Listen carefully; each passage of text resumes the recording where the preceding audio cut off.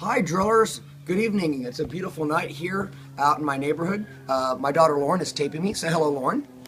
Hi, everybody. There are kids in the neighborhood playing. If Lauren wants to span around, there you go. Kids all around. And so, beautiful night. I want to talk to you for just a few minutes about the judiciary, the final institution of government that we have yet to talk about. And it's interesting because if you look at the actual text of the Constitution, the judiciary is lodged in Article 3. And Article 3 only creates one court. It doesn't create circuit courts, doesn't create district courts or state courts. It creates one Supreme Court of the United States. And what's interesting about that Supreme Court is the way that it was conceived by the Founding Fathers. If you look at Federalist Paper 78, Hamilton describes the judiciary as the quote-unquote least dangerous branch of government because all it has is at its disposal is judgment. The president is commander-in-chief.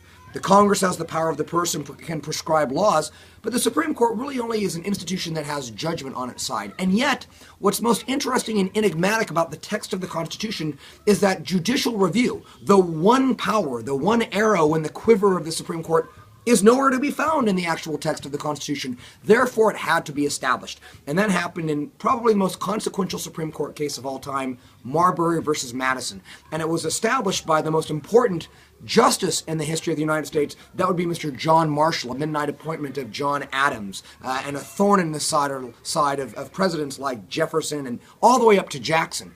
And in Marbury versus Madison, you have a case in which Marshall asserts that the Judiciary Act of 1789, one little provision of it, the part of it that said that the Supreme Court could issue writs of mandamus, that little part of the act was unconstitutional because the Constitution doesn't say that the Supreme Court can issue writs of mandamus, and that is exactly what Marbury wanted Madison to issue, which essentially means do your duty. Give me the job to which Adams appointed me, which was to be Justice of the Peace of D.C. And so that act, or that decision in Marbury versus Madison created a co-equal branch of government with the judiciary, changed the Constitution forever, all the way to this day.